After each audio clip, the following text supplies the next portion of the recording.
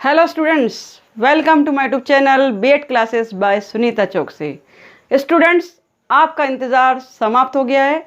मैं लेकर आ गई हूँ आपके लिए इम्पॉर्टेंट क्वेश्चंस की सीरीज़ आपके सामने प्रस्तुत करने जा रही हूँ। मैंने वादा किया था कि आपको आपके एग्ज़ाम के लिए इम्पॉर्टेंट क्वेश्चन प्रोवाइड करने वाली हूँ। तो लीजिए, सबसे पहले हम देख रहे हैं कैरिकुलम डेवलपमेंट एंड स्कूल, पाठ्यक्रम विकास और विद्यालय से इम्पॉर्टेंट क्वेश्चंस को, जो कि आपकी आने वाली एग्जाम 28 तारीख से जो स्टार्ट हो रही है उसके लिए बहुत ही उपयोगी साबित होंगे।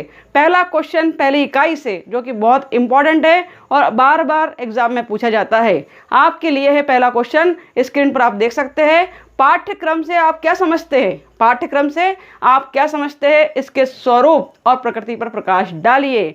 What do you mean by curriculum? Describe its nature of curriculum। अर्थात स्वरूप या प्रकृति पूछता है तो आपको बताना है उसका नेचर। अब पाठ्यक्रम क्या है दोस्तों?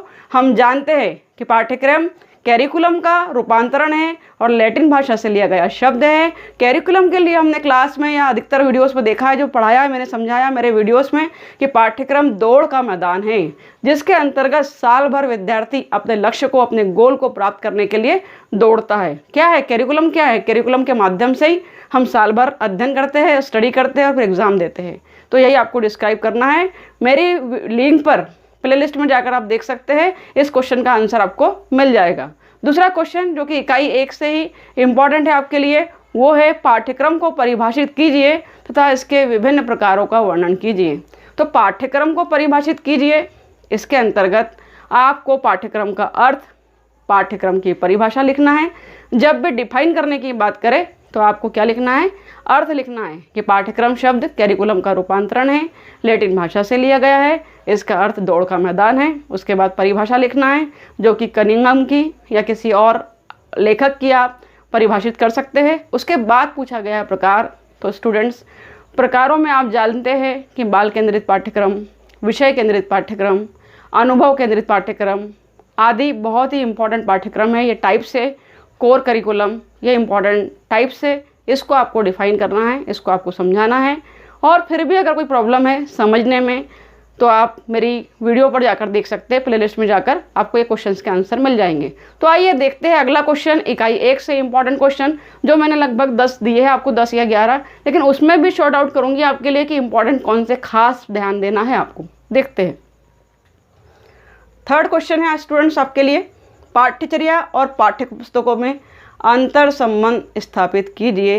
Explain inter relationship between syllabus and text book. ये क्वेश्चन इंपॉर्टेंट है। 10 में से कौन से 5 और मोस्ट IMP है, इसको भी आप टिक कर लीजिएगा। तो पाठ्यक्रम और पाठ्य पुस्तकों में अंतर संबंध बताना है, अर्थात इंटर रिलेशनशिप बताना है कि कैरिकुलम में और पाठ्य पुस्तकों में क्या संबंध है। डेफिनेटली बहुत गहरा संबंध है। हमारा जो कैरिकुलम होता है वो हमारी पाठ्य पुस्तकों में ही दिया होता है, उसके बगैर हम अधूरे हैं। अगला क्वेश्चन देख रहे हैं, मोस्ट IMP आपके लिए, जो है पाठ्यचर्या एवं पाठ्यक्रम में अंतर स्पष्ट करना है आपको। पाठ्यचर्या और पाठ्यक्रम, जिसे हम कहते हैं कैरिकुलम एंड सिलेबस, को डिफ्रेंशिएट करना है कि सिलेबस क्या है और कैरिकुलम क्या है। ये भी वीडियो में लिंक पर दिया गया है, आप जाकर देख सकते हैं। आइए देखते हैं अगला प्रश्न। तो लीजिए स्टूडेंट्स, प्रस्तुत है आपके सामने इम्पोर्टेंट क्वेश्चन की सीरीज में अगला प्रश्न। 5 नंबर का क्वेश्चन आपके सामने है। पाठ्य पुस्तकों के मूल्यांकन की विधियों का वर्णन कीजिए। Explain the methods of text books. ये क्वेश्चन भी वेरी वेरी वेरी IMP है, इसे ज़रूर कर जाना। मैं क्वेश्चंस में भी मोस्ट इंपॉर्टेंट क्वेश्चंस आपको बताते जा रही हूँ, तो उन पर विशेष ध्यान देना। तो मूल्यांकन की विधियाँ, पाठ्य पुस्तक के मूल्यांकन की विधियाँ ज़रूर पूछता है। आपको मालूम होगा, आपने पढ़ा होगा, पाठ्य पुस्तक के मूल्यांकन की 2 विधियाँ होती है। एक हमने देखा है संख्यात्मक मान निर्धारण पैमाना विधि। संख्यात्मक मान निर्धारण पैमाना विधि, जिसे रेटिंग स्केल मेथड कहते हैं। उसके बाद हमने पढ़ी थी प्रश्नावली अथवा चिन्हांकन सूची विधि, जिसे क्वेश्चनर मेथड कहते हैं। ये दोनों मेथड ही बहुत इंपॉर्टेंट है। हम रेटिंग स्केल मेथड में क्या करते हैं? रेटिंग दे देते हैं स्टूडेंट्स को, good, better, best, poor, very poor. आपने देखा है, एक तालिका बनती है, एक ग्राफ बनता है, जो बनाने पर आपको, अगर सिर्फ तालिका भी आपने बनाई है एग्जाम में तो आपको 5 मार्क्स मिल जाते हैं, अगर 10 मार्क का क्वेश्चन है तो। तालिका को फिलअप नहीं किया है तो भी, लेकिन बहुत ईजी क्वेश्चन है, आप देख सकते हैं जाकर मेरी लिंक पर। इसके बाद हम देख रहे हैं दूसरी विधि क्वेश्चनर मेथड। क्वेश्चनर मेथड में क्वेश्चन पूछे जाते हैं टेक्स्ट बुक को लेकर। कैसे? उदाहरण के लिए, क्या इस पुस्तक की शब्दावली अर्थात वर्डिंग, वोकेबुलरी ठीक है, सरल है, सहज है? उदाहरण के लिए दूसरा क्वेश्चन आप पूछेंगे, क्वेश्चन के माध्यम से हम टेक्स्ट बुक का एवेल्यूएशन करते हैं, मूल्यांकन करते हैं। उदाहरण के लिए दूसरा क्वेश्चन हम पूछ सकते हैं, क्योंकि उसका नाम ही दिया गया है क्वेश्चनर मेथड। तो दूसरा क्वेश्चन हम पूछेंगे, क्या इस किताब में दिए गए ग्राफ, रेखा चित्र आपकी समझ में आ रहे हैं? क्या इसकी भाषा शैली अच्छी है, लैंग्वेज अच्छी है? इस तरह के विभिन्न प्रकार के प्रश्न पूछकर हम टेक्स्ट बुक को इवेल्यूएट करते हैं। अगला क्वेश्चन देख रहे हैं इसी सीरीज में इम्पॉर्टेंट क्वेश्चन नंबर 6, जो आपके लिए है, प्रभावी अध्यापन एवं अधिगम में पाठ्यक्रम की भूमिका को समझाइए। Describe the role of curriculum in effective teaching and learning. तो इफेक्टिव टीचिंग और लर्निंग में हमको किसका रोल बताना है? कैरिकुलम का रोल बताना है। तो अगर कैरिकुलम बहुत बेस्ट है, जो विभाग का बच्चा है, जिस क्षेत्र का बच्चा है, जिस फील्ड का बच्चा है, उसके हिसाब से है, तो प्रभावी करिकुलम होगा, तो प्रभावी करिकुलम को ही एक शिक्षक इफेक्टिव ढंग से पढ़ा पाएगा। तो उसका एक बहुत बड़ा रोल होता है प्रभावी अध्यापन में, इफेक्टिव टीचिंग में। यही आपको बताना है। अगर आप सोच कर लिखते हैं कि मैं एक टीचर हूँ और मेरे लिए कैरिकुलम कैसे इफेक्टिव होगा, तो भी आप बिना देखे भी, बिना पढ़े भी कुछ पॉइंट्स को इलोबरेट कर सकते हैं स्टूडेंट्स। अगला क्वेश्चन इसी सीरीज में आपके लिए है, राष्ट्रीय एकता के मार्ग में कौन कौन सी बाधाएं हैं और शिक्षा इन्हें दूर करने में किस प्रकार सहायक हो सकती है? राष्ट्रीय एकता, नेशनल इंटीग्रेशन के मार्ग में कौन कौन से बैरियर्स हमारे सामने हैं स्टूडेंट्स, ये बताना है आपको।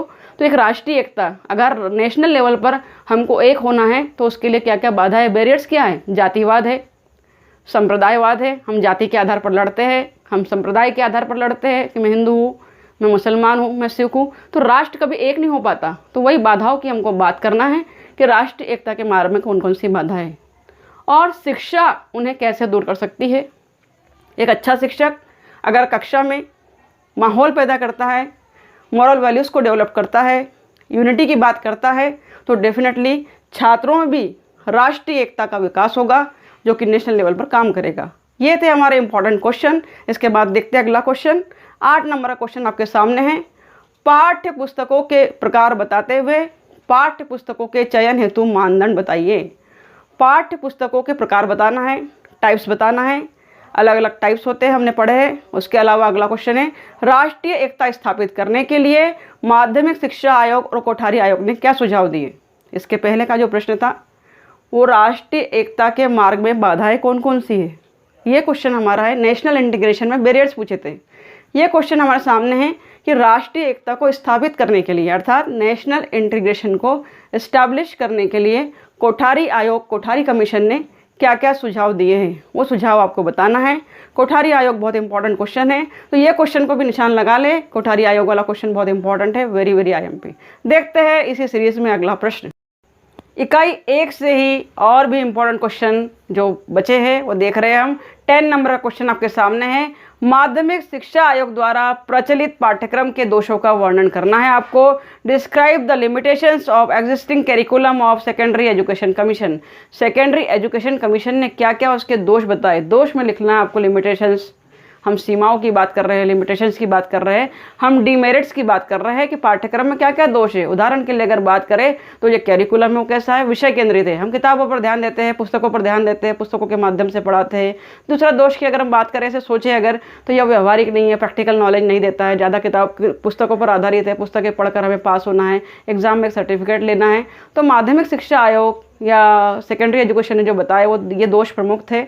किसके? प्रचलित पाठ्यक्रम के दोष, अर्थात जो प्रचलित है आजकल जो पाठ्यक्रम चल रहा है। आप इसको डिटेल में पढ़िएगा और ज़रूर याद कर जाइएगा, एग्जाम के लिए इंपॉर्टेंट है। अगला क्वेश्चन है आपके सामने 11 नंबर का, विज्ञान एवं तकनीकी किस प्रकार पाठ्यक्रम का एक मुद्दा है, स्पष्ट कीजिए। अथवा विज्ञान एवं तकनीकी शिक्षा के विकास के लिए उठाए गए कदम क्या क्या है बताइए, विज्ञान के लिए, साइंस और टेक्नोलॉजी के लिए, क्योंकि हमारा जो ज़माना है आजकल वो टेक्नोलॉजी का है।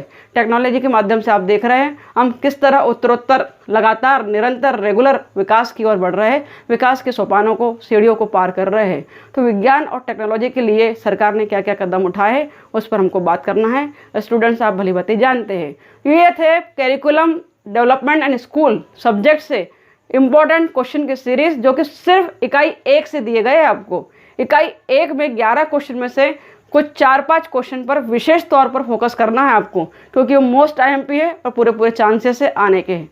तो देखिए स्टूडेंट्स, जो क्वेश्चन मैंने बताया है मैक्सिमम क्वेश्चंस की लिंक डिस्क्रिप्शन बॉक्स में आपको दे दी जाएगी, वहाँ जाकर वीडियो को ज़रूर देखिए। और वीडियो आपके लिए अगर लाभकारी है, यूज़फुल है, तो इसे अपने दोस्तों से शेयर कीजिए, लाइक करिए, कमेंट करिए, सब्सक्राइब करिए। Thank you very much for watching my video. Thank you.